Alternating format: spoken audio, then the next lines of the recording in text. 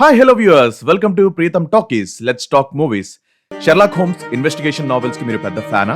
అయితే ఈ రోజు మనం మన ప్రీతం టాకీస్ లో చూడబోయే మూవీ ఎక్స్ప్లెయినర్ కూడా ఒక మర్డర్ ఇన్వెస్టిగేషన్ కి సంబంధించిన డిటెక్టివ్ మూవీ. మనం జేమ్స్ బాండ్ గా చూసిన డేనియల్ క్రేగే ఈ మూవీలో డిటెక్టివ్ బ్లాంక్ గా మనకి కనిపించి ఓ మర్డర్ ఇన్వెస్టిగేషన్ ని సాల్వ్ చేస్తాడు. నాకు ఈ మూవీ చూసినప్పుడు ఇలాంటి సిమిలర్ జోనర్ మూవీస్ మన తెలుగులో కొన్ని రిఫరెన్సెస్ గుర్తుకొచ్చాయి. అందులో కృష్ణ గారి అవే కళ్ళు, మోహన్ బాబు గారి డిటెక్టివ్ నారద. ఈ మూవీ మొత్తం ఎక్స్ప్లెనేషన్ విన్నాక మీకు కూడా అలాంటి రెఫరెన్సెస్ ఖచ్చితంగా జ్ఞాపకానికి వస్తాయి. అలా వస్తే మీకు వచ్చిన మూవీ లిస్ట్ ని కింద కమెంట్స్ లో నాతో షేర్ చేసుకోండి. ఇంక మూవీలోకి వెళ్ళిపోదాం. మూవీ ఓపెనింగ్ లో ఒక పెద్ద మ్యాన్షన్ ని చూపిస్తారు. అది హార్లెన్ థ్రాంబే అనే ఒక ఫేమస్ మిస్టరీ నావెలిస్ట్ ది. ఆ పెద్దయిన 85th బర్త్డే సెలబ్రేషన్ జరిగిన మరుసటి రోజు ఫ్రాన్ అనే ఒక హౌస్ కీపర్ హార్లెన్ థ్రాంబేకి మార్నింగ్ కాఫీ ఇవ్వడానికి తన రూమ్ లోకి వెళ్తుంది. రూమ్ లో కనిపించకపోయేసరికి స్టడీ రూమ్ లోకి వెళ్లి చూస్తే హార్లెన్ థ్రాంబే డెడ్ బాడీ గొంతు కోసి సోఫా మీద ఉంది. దాంతో కంగారుగా ఒక్కసారిగా అరుస్తుంది. హార్లెన్ సూసైడ్ చేసుకున్నాడు అని అప్పటికే ఫ్యామిలీ అందరూ నమ్ముతారు.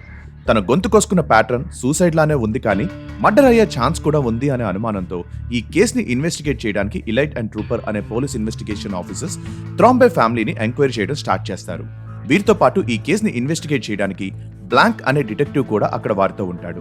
ఎవరు తనని సీక్రెట్ గా హైర్ చేశారో తెలుసుకోవడానికి, అసలు హార్లెన్ చనిపోయింది సూసైడ్ చేసుకున్నా లేక ఎవరైనా ప్లాన్ చేసి మర్డర్ చేశారా అనేది ఇన్వెస్టిగేట్ చేయడానికి తను అక్కడ ఉంటాడు. హార్లెన్ చనిపోవడానికి ముందు తన ఫ్యామిలీ మెంబర్స్ కి హార్లెన్ కి మధ్య అసలు ఏం జరిగిందో తెలుసుకోవడానికి ఒక్కొక్కరితో విడివిడిగా మాట్లాడుతుంటారు. హార్లెన్ చనిపోయే రోజు తన అల్లుడు రిచర్డ్స్ వేరే అమ్మాయితో ఎఫ్ఐఆర్ పెట్టుకున్న విషయం తెలిసి ఆ సంగతి తన కూతురికి చెప్తాను అని చెప్తాడు. దాంతో రిచర్డ్స్ కి హార్లెన్ పైన కోపం వస్తుంది. ఏదైనా చెయ్యాలి అని అనుకుంటాడు. తన రెండో కొడుకు 15 ఏళ్ల క్రిందట చనిపోతే తన మనవరాలు మెగ్ ని హార్లెన్ చదివిస్తూ ఉంటాడు.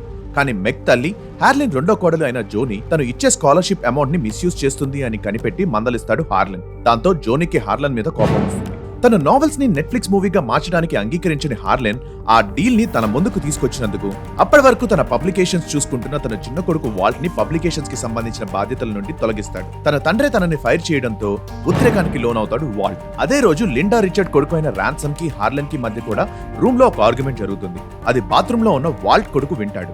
రూమ్ నుండి బయటకు వచ్చి పార్టీ నుండి కోపంగా రాన్సమ్ అందరికంటే ముందే వెళ్లిపోతాడు. అదే సమయంలో అక్కడ ఉన్న మార్తా క్యాబ్రెరా, తను హార్లెన్ కేర్ గివర్, నమ్మకస్తురాలు. ఆమె డెడికేషన్ అండ్ బిహేవియర్ హార్లెన్ కి నచ్చడంతో తనకి మంచి ఫ్రెండ్ కూడా అయ్యింది. బ్లాంక్ మార్తాని ఇన్వెస్టిగేట్ చేసినప్పుడు తనకి ఆ రోజు రాత్రి జరిగింది గుర్తు వస్తుంది. మార్తా హార్లెన్ కి ఇవ్వాల్సిన మెడికేషన్స్ కలిసిపోవడం వల్ల తనకి రాంగ్ డోస్ ఇస్తుంది. దాంతో హార్లెన్ కేవలం 10 నిమిషాలు మాత్రమే బ్రతుకుతాడు అని వాళ్ళిద్దరికీ అర్థమవుతుంది. హార్లెన్ ని కాపాడడానికి ప్రయత్నించిన మార్తాకి తన బ్యాగ్ లో సేఫ్టీ యాంటీడోట్ కూడా కనిపించదు. తన పొరపాటు వల్లే హార్లెన్ కి ఇలా అవుతుంది అని చాలా బాధపడుతుంది. మార్తా నిజాయితీ, మంచితనం తెలిసిన హార్లెన్ తన తప్పు ఏమీ లేదు అని అర్థం చేసుకుని మార్తాని సేవ్ చేయడానికి ఇది మెడికల్ ఎర్రర్ గా కాకుండా ఒక సూసైడ్ గా మార్చి పోలీసులకు అనుమానం రాకుండా చేయడానికి తను చెప్పినట్టుగా చేయమని మార్తాకి ఇన్స్ట్రక్షన్స్ ఇస్తాడు. అవి ఫాలో అయ్యే సమయంలో మార్తా తనకు తెలియకుండానే కంగారులో కొన్ని పొరపాట్లు చేస్తుంది. సీక్రెట్ డోర్ నుండి బయటకి దూకిన మార్తాని హార్లెన్ ముసలి తల్లి చూసి రాన్సమ్ మళ్ళీ వచ్చావా అని పిలవడంతో తన మనవడు రాన్సమ్ గా పొరపాటు పడింది అని అనుకుంటుంది. ఇక్కడ మీకు ఒక విషయం చెప్పాలి. మార్తాకి ఒక స్పెషల్ కండిషన్ ఉంది.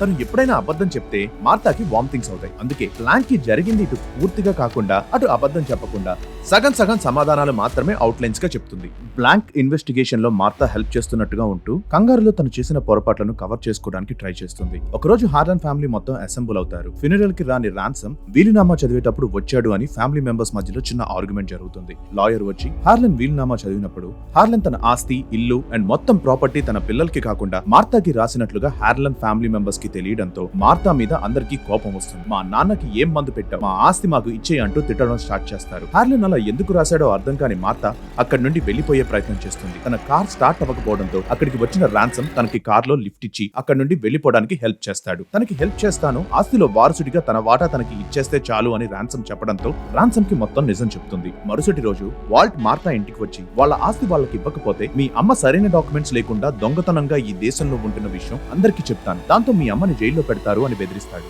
అదే సమయంలో మార్తా ఇంటికి ఒక కవర్ వస్తుంది.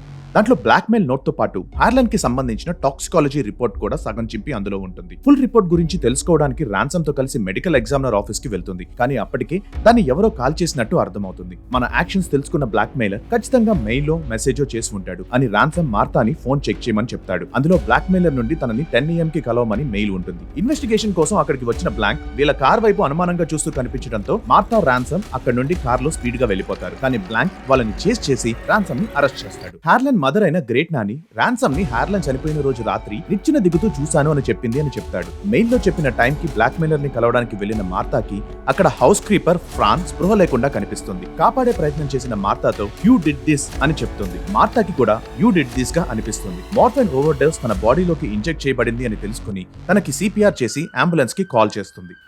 నిజం చెప్పకుండా దాచడం ఇష్టం లేని మార్తా బ్లాంక్ కి మొత్తం చెప్తుంది. రాన్సమ్ తనకి హెల్ప్ చేశాడు తప్ప ఆ రోజు రాత్రి హార్లాండ్ మదర్ చూసింది తననే అని చెప్తుంది. ఫ్యామిలీ అందరికీ నిజం చెప్పి ఆస్తి కూడా వాళ్ళకి ఇచ్చేస్తాను అని వెళ్తుంది. ఫ్రాన్ చెప్పిన మాటలు రీకలెక్ట్ చేసుకున్న మార్తా బ్లాంక్ తో కలిసి మ్యాన్షన్ కి వెళ్లి అక్కడ ఫ్రాన్ సీక్రెట్ గా సిగరెట్స్ దాచుకునే డ్రాలో వెతికితే అందులో టాక్సికాలజీ రిపోర్ట్ ఇంకో కాపీ దొరుకుతుంది. అది పూర్తిగా చదవకుండా బ్లాంక్ కి ఇచ్చి అందరికీ నిజం చెప్పడానికి వెళ్తుంది. మార్తా నిజం చెప్పడం స్టార్ట్ చేయడానికి ముందే బ్లాంక్ తనని ఆపి హార్లాండ్ బ్లడ్ లో మార్ఫిన్ ట్రేసెస్ దొరకలేదు, తను చేసుకున్నది సూసైడే అని చెప్తాడు. అర్థం కాని మార్తాకి అప్పుడు డిటెక్టివ్ గా తను తెలుసుకున్న నిజాలను చెప్పడం స్టార్ట్ చేస్తాడు బ్లాంక్. హార్లాండ్ తన ఆస్తి మార్తాకి రాసిన విషయం ముందే తెలిసిన రాన్సమ్ ఆ రోజు పార్టీ నుండి వెళ్లిపోయి ఎవరికీ తెలియకుండా తిరిగి వచ్చి మార్తా బ్యాగ్ లో మెడికేషన్స్ మార్చేసి కవర్ లో పెట్టుకున్న యాంటీడోట్ ని కనపడకుండా చేసి మార్తా ఆస్తి కోసం చంపినట్టుగా క్రియేట్ చేస్తాడు. తనకి స్లేయర్ రూల్ అంటే చంపిన వాళ్ళకి ఆస్తి రాకూడదు అన్నమాట. దాని ప్రకారం ఆస్తి మీద హక్కు లేకుండా మార్తాని ఇరికించాలి అనుకున్నాడు. కానీ మెడిసిన్స్ మీద నేమ్ చూడకపోయినా ఎప్పుడూ ఇచ్చే మెడికేషన్స్ కావడం వల్ల విస్కోసిటీ సబ్ కాన్షియస్ గా గుర్తు ఉండడంతో అలవాటు ప్రకారం మార్తా హార్లాండ్ కి కరెక్ట్ మెడికేషన్స్ ఇస్తుంది. ఇంజెక్షన్ ఇచ్చాక రాన్సమ్ మార్చిన లేబుల్స్ చదవడం వల్ల కన్ఫ్యూజ్ అయ్యి రాంగ్ మెడికేషన్ ఇచ్చాను అని అనుకుంటుంది. ఇది హార్లాండ్ ప్లాన్ తో సూసైడ్ గా బయటకు తెలియడం వల్ల షాక్ అయిన రాన్సమ్ మార్తాని ఎక్స్పోజ్ చేయడం కోసం ఈ కేస్ ని ఇన్వెస్టిగేట్ చేయడానికి కొంత డబ్బులు, హార్లాండ్ సూసైడ్ చేసుకోలేదు మర్డర్ చేశారు అనే లెటర్ సీక్రెట్ గా బ్లాంక్ ఇంటి డోర్ ముందు పెడతాడు. రాన్సమ్ మెడిసిన్స్ మార్చడం గమనించి తనని బ్లాక్ మెయిల్ చేయడానికి నోట్ పంపిస్తుంది. అది చదివి ఫ్రాన్ ని ముందే కలిసిన రాన్సమ్ ఫ్రాన్ కి మార్ఫిన్ ఓవర్ డోస్ ఇచ్చి తన దగ్గర దొరికిన టాక్సికాలజీ రిపోర్ట్ ని కాల్ చేస్తుంది. ఫ్రాన్ మర్డర్ కేసులో మార్తాని ఇరికించడానికి మార్తాని ఫ్రాన్ కి ఓవర్ డోస్ ఇచ్చిన ప్లేస్ దగ్గరికి రమ్మని తనకి అనానమస్ ఈమెయిల్ పంపిస్తాడు. మార్తా ఇన్నోసెన్స్ ప్రూవ్ అవ్వకుండా ఉండడానికి రాన్సమ్ మెడికల్ ఎగ్జామినర్ ఆఫీస్ ని కూడా తగలబెట్టేస్తాడు. బ్లాంక్ చెప్పడం ద్వారా రాన్సమ్ తనని ఇరికించడానికి చేసిన పనులన్నీ తెలుసుకుని షాక్ లో ఉన్న మార్తాకి ఫ్రాన్ అప్పుడు చెప్పింది యూ డిడ్ దిస్ అని కాదు, హ్యూ డిడ్ దిస్ అని రాన్సమ్ ని తన మిడిల్ నేమ్ అయిన హ్యూ తోనే పిలుస్తుంది అని గుర్తు చేసుకుంటుంది. మార్తాకి హాస్పిటల్ నుండి కాల్ వస్తుంది. మార్తా బ్లాంక్ తో ఫ్రాన్ బానే ఉంది అని చెప్పడంతో తనే చేశాను, అయినా నా లాయర్స్ నన్ను తప్పించగలరు అని రెచ్చిపోయిన రాన్సమ్ మొహం మీద మార్తా వామిటింగ్ చేయడంతో రాన్సమ్ కి మార్తా అబద్ధం చెప్పింది, ఫ్రాన్ చనిపోయింది అని అర్థం అవుతుంది. రాన్సమ్ రెచ్చిపోయి ధీమాతో ఫ్రాన్ కి ఓవర్ డోస్ ఇచ్చిన విషయం చెప్పిన మాటల్ని ఫ్రాంక్ తన మొబైల్లో రికార్డ్ చేసినట్టు చూపిస్తాడు. దాంతో రాన్సమ్ ఆవేశంగా అక్కడ ఉన్న కత్తుల్లో ఒకటి పట్టుకుని మార్తాని గుండెల్లో పొడుస్తాడు. కానీ మార్తాకి ఏమీ అవ్వకపోవడంతో అది హార్లాండ్ చైర్ కి అరేంజ్ చేసిన స్టేజ్ నైఫ్ అని రియలైజ్ అవుతారు. పోలీసులు రాన్సమ్ ని అరెస్ట్ చేస్తారు. ఇంతలో హార్లాండ్ ఆఫీస్ లో రిచర్డ్ ఎఫ్ఐఆర్ గురించి హార్లాండ్ రాసిన సీక్రెట్ లెటర్ లిండాకి దొరుకుతుంది. అందులో అక్షరాలు పేపర్ ని లైట్ చేసినప్పుడు కనిపిస్తాయి. ఈ పేపర్ రిచర్డ్ ఇంతకు ముందే చూస్తాడు. ఎంటీ పేపర్ అనుకుని హార్లాండ్ తన గురించి అందులో ఏమీ రాయలేదు అనుకుని అక్కడే వదిలేస్తాడు. కానీ హార్లాండ్ కూతురు అవడం వల్ల లిండాకి తన తండ్రి అలా నోట్స్ రాస్తాడు అని తెలుసు. ఆ నోట్ చదివి సీరియస్ గా మారిన లిండాని చూసిన రిచర్డ్ కి తను దొరికిపోయాను అని అర్థం అవుతుంది. బ్లాంక్ మార్తాతో మాట్లాడుతూ మార్తాకి ఈ కేసులో ఇన్వాల్వ్మెంట్ ఉన్న సంగతి తన షూ మీద ఉన్న బ్లడ్ స్పాట్ ని చూసి ఎప్పుడో గమనించా అని, కానీ తన మంచితనం మానవత్వం వల్లే తను ఏ తప్పు చేయలేదు అని బయటపడి ఇంత ఆస్తి తన సొంతం అయ్యింది అని, ఇప్పుడు దీన్ని ఏం చేయాలో నిర్ణయించుకునే హక్కు నీకు మాత్రమే ఉంది అని చెప్పి వెళ్లిపోతాడు. రాన్సమ్ ని పోలీసులు తీసుకు వెళ్లిపోగా హార్లాండ్ థ్రాంబే ఫ్యామిలీ మెంబర్స్ అందరూ పైకి బాల్కనీ వైపు చూస్తూ ఉంటారు. మ్యాన్షన్ బాల్కనీలోకి వచ్చిన మార్తా చేతుల్లో ఉన్న మగ్ మీద మై హౌస్ అని రాసి ఉండటంతో ఈ మూవీ స్టోరీ అయిపోతుంది.